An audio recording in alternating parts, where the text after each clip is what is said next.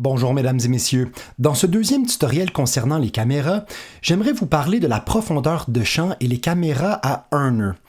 Tel que vous vous en souvenez, à l'intérieur de cette animation-ci, je vous ai montré comment définir et lier la profondeur de champ, en fait la distance de mise au point sur des calques précis. Mais tel qu'indiqué dans les notes de cours, il est possible de lier et définir la distance de mise au point seulement avec une caméra à 2 nœuds.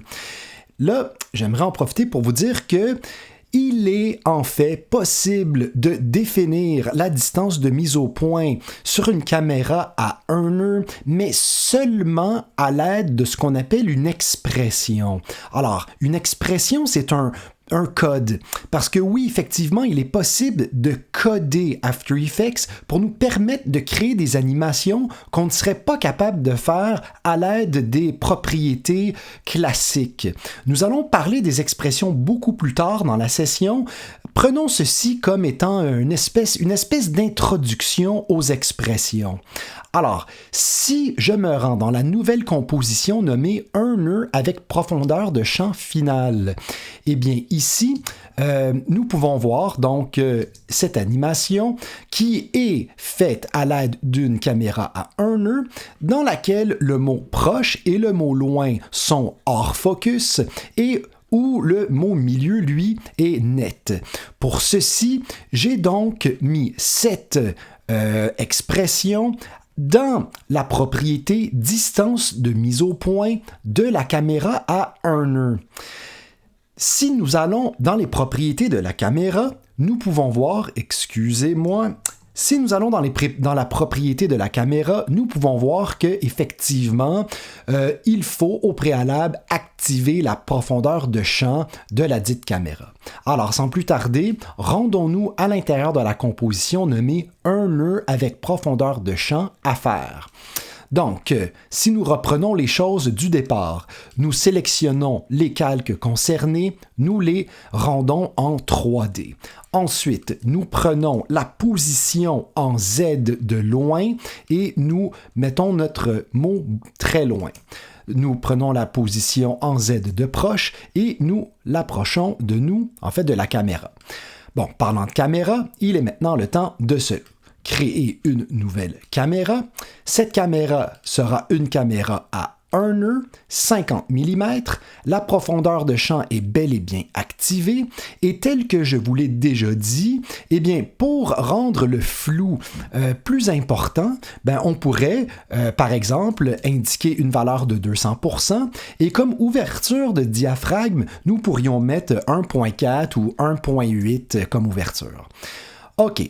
Ceci étant dit maintenant, donc on peut voir maintenant que effectivement le mot milieu est net, les mots loin et proche, eux, sont flous.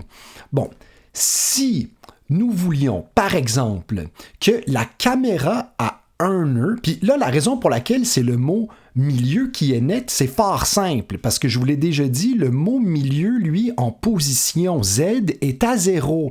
Et par défaut, la caméra à un nœud fait sa mise au point en position 0.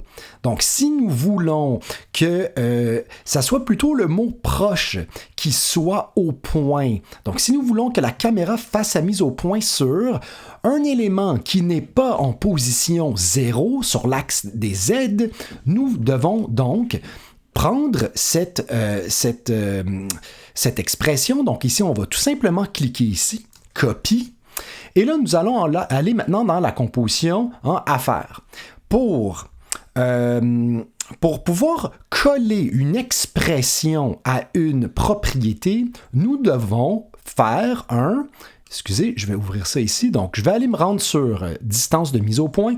Donc, nous devons enfoncer la touche Alt et par la suite cliquer sur le chronomètre de la propriété. Donc ici, la propriété dans laquelle nous voulons insérer une expression est bel et bien distance de mise au point. Alors Alt, clic.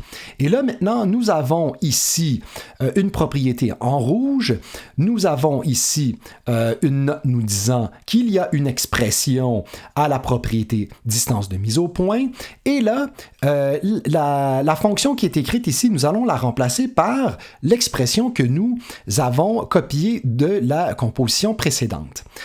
Maintenant, puisque dans ce démo-ci, c'est plutôt le calque nommé proche que nous voulons qu'il soit au point, nous allons tout simplement remplacer le nom milieu ici par le nom proche. Parce que, bon, je m'attends pas à ce que vous soyez capable de lire des expressions en ce moment, là, mais grosso modo, ça dit dans cette composition, le calque, bon, là ça dit milieu, mais mettons proche, donc dans cette composition, le calque proche va faire toutes sortes d'affaires en sorte que ça va devenir net. OK, good. Alors là maintenant, je vais écrire proche, et là, ben, c'est très important que vous ne fassiez pas de faute parce que, effectivement, vous voyez là, le nom qui est ici se rapporte au nom du calque. Donc, si vous avez écrit proche, pas de E, puis que vous écrivez proche avec un E dans l'expression de la caméra, ça ne va pas fonctionner. Bref, ici, on voit que tout fonctionne bien. Donc, si je me crée, donc maintenant, mon animation avec la propriété de position, eh bien voilà, je peux maintenant prendre mes éléments, les rendre un petit peu plus loin dans ma composition, et voilà, le tour est maintenant joué. J'ai mon animation telle qu'on la connaît, mais dans laquelle, bon, ça va un petit peu vite, dans laquelle mon mot proche est au point et non pas les autres éléments. Alors, sur ce, voilà, les notes disent vrai et ce que vous allez voir sur Internet aussi disent vrai. Il n'est pas possible de définir et de lier la mise au point sur une caméra à un nœud, mais ceci tout en prenant en considération qu'on parle des méthodes traditionnelles. Il n'est pas possible de lier une caméra à un nœud sur un calque avec les expressions. Il est seulement possible de définir la mise au point d'un calque avec, de la caméra sur un calque à l'aide d'une expression. Et l'expression est donc celle-ci. Et vous n'avez qu'à changer le nom du calque par le bon. Et voilà, c'est fait. Donc, sur ce, mesdames et messieurs, j'espère que le tout fonctionne à votre satisfaction. Sur ce, à la prochaine.